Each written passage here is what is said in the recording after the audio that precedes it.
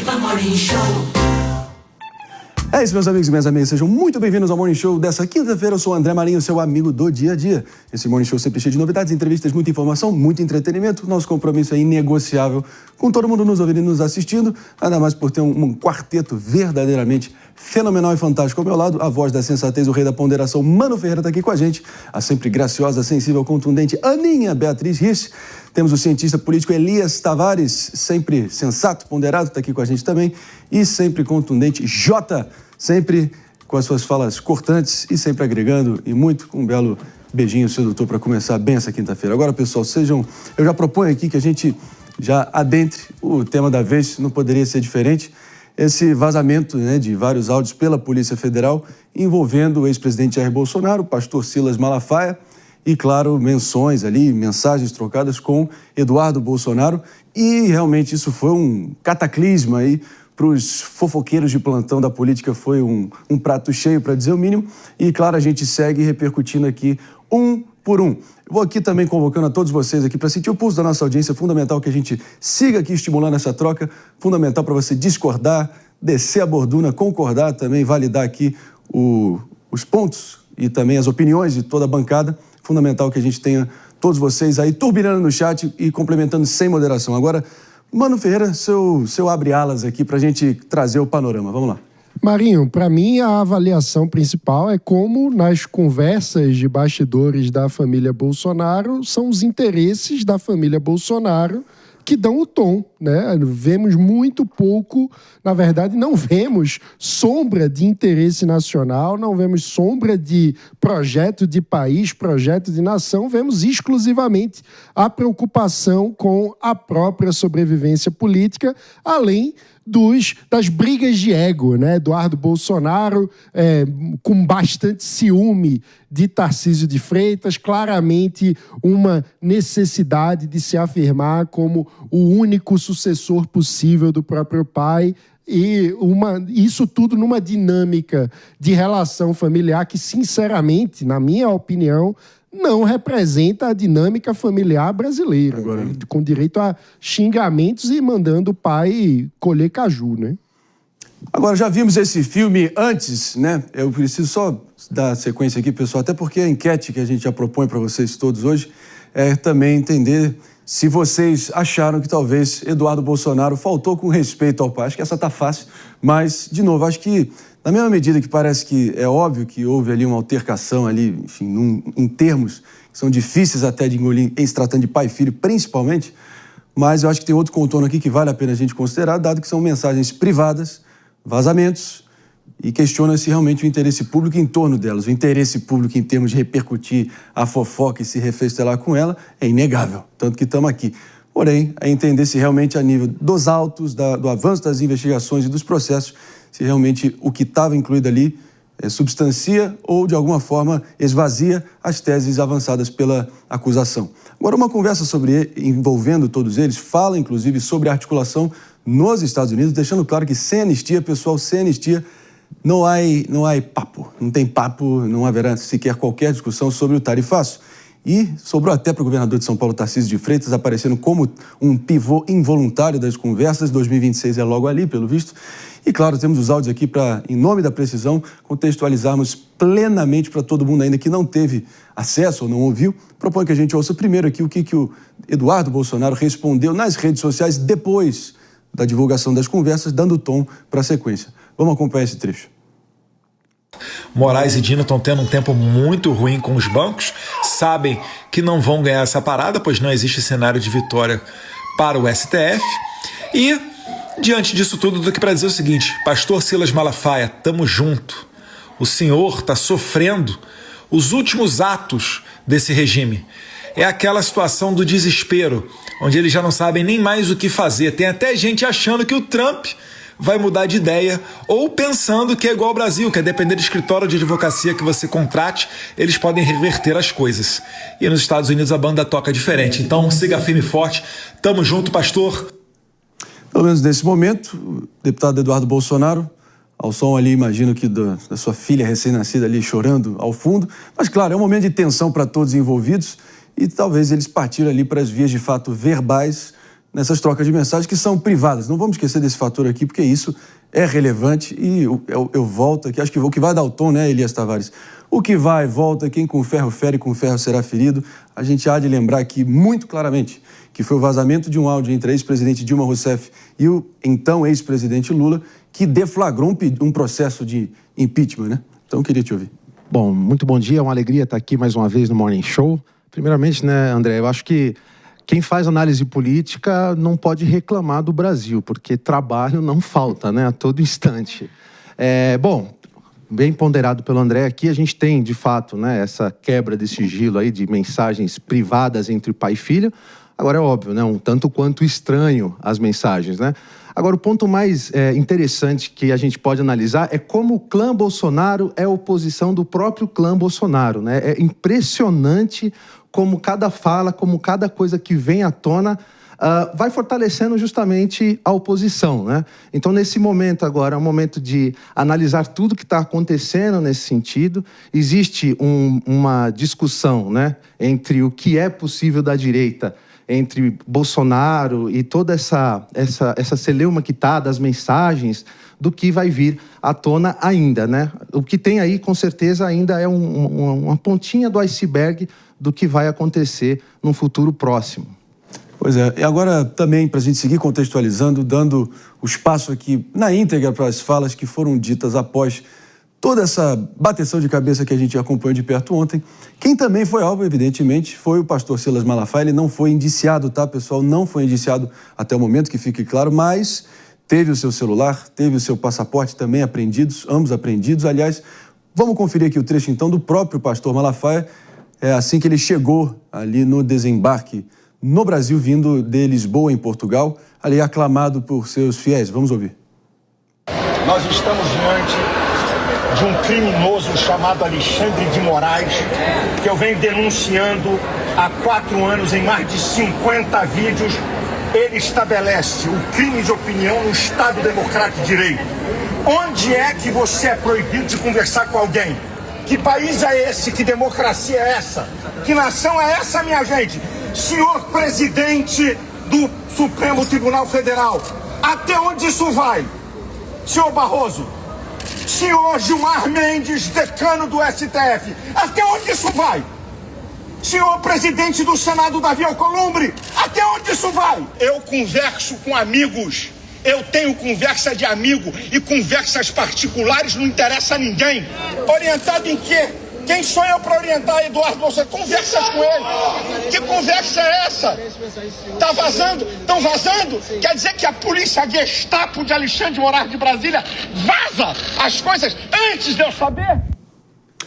Reação dura, firme, incisiva do próprio pastor Malafaia, indignado ao extremo e tentando colocar nesses termos, né, que você pode abominar o que ele representa, você pode rechaçar o que ele fala, mas, obviamente, num regime verdadeiramente democrático, pessoal, ele tem absolutamente o direito dele de pregar o que ele bem entende e trazer adiante ali o seu credo e as suas palavras e poder, enfim, seguir adiante. Então, fica, talvez, já que não houve indiciamento também, né, Jota, queria te ouvir, fica um pouco daquela percepção pública de, talvez, uma persecução exagerada nesse momento. Sem sombra de dúvida, André, bom dia a todos. Mas eu queria também retornar a um tópico que foi trazido aqui pelo Elias, que também me chamou muita atenção, que é a relação da família Bolsonaro consigo mesma. A gente sabe que o Bolsonaro tem uma dificuldade muito grande em confiança, né, nas pessoas que estão próximas, né? Aliás, foram muitas traições mútuas, né? Santos Cruz, Bebiano, então não falta, Joyce Hasselman, não faltam nomes para fazer com que a família Bolsonaro tenha uma desconfiança de todos aqueles que estão próximos no seu entorno. Mas esse conflito familiar que ontem ficou explícito me chamou muita atenção. Assim como me chamou a atenção, Aninha, mano, sobre o posicionamento do Jair Bolsonaro sobre a sua própria sucessão.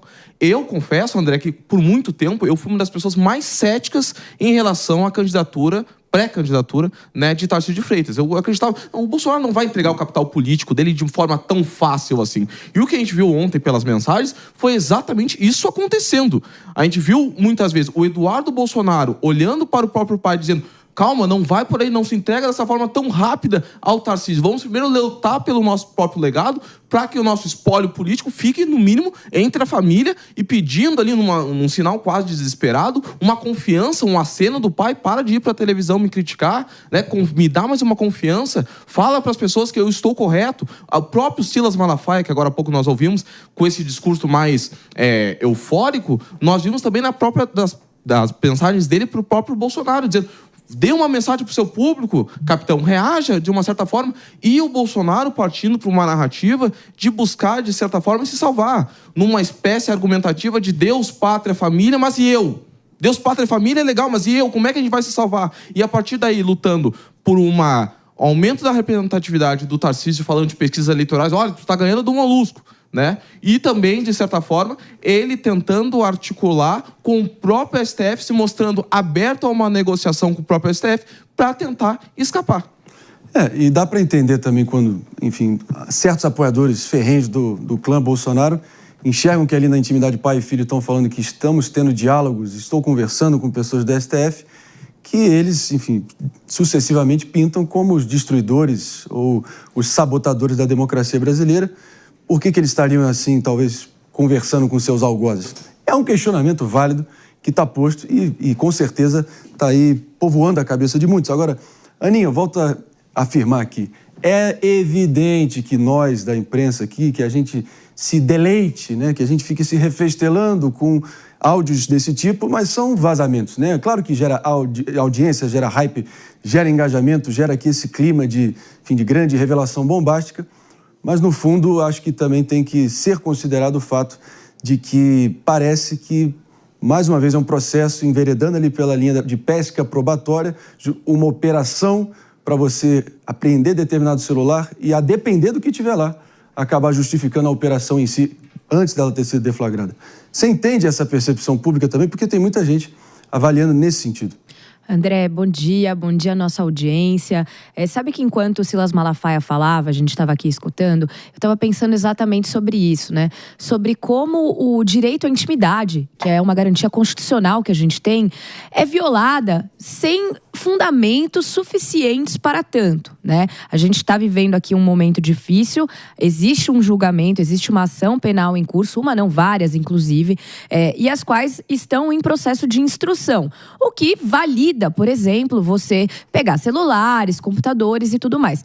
Agora, você não pode permitir que esta produção de provas se transforme numa completa varredura de pessoas que não necessariamente estão associadas a tudo que está acontecendo e que não têm qualquer indiciamento minimamente plausível, como me parece ser o caso do pastor Silas Malafaia. Então a gente tem aqui, e veja, eu não estou tentando aqui fazer um julgamento jurídico porque eu não tive acesso aos autos, mas o que para nós parece é exatamente que você primeiro colhe a prova para depois verificar se essa prova era necessária e se ela vai ter algum sentido. No caso da família Bolsonaro, a gente já tem aí muitos elementos hábeis a justificar o prosseguimento de uma ação penal ou até mesmo uma condenação. Então, será que eram mesmo necessárias essas novas apreensões? Será que faz sentido você fazer esta apreensão, inclusive em face de terceiros que nada tem a ver com isso? Não é isto uma violação à garantia constitucional à intimidade daquela pessoa?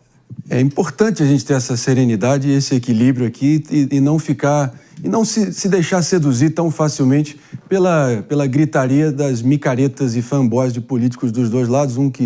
Enfim, claro que um está consternado, o outro vai soltar rojão e fogos de artifício, mas, de qualquer modo, acho que a gente tem que prezar aqui para tentar entender o que isso pode gerar na sequência, o que está representando na prática.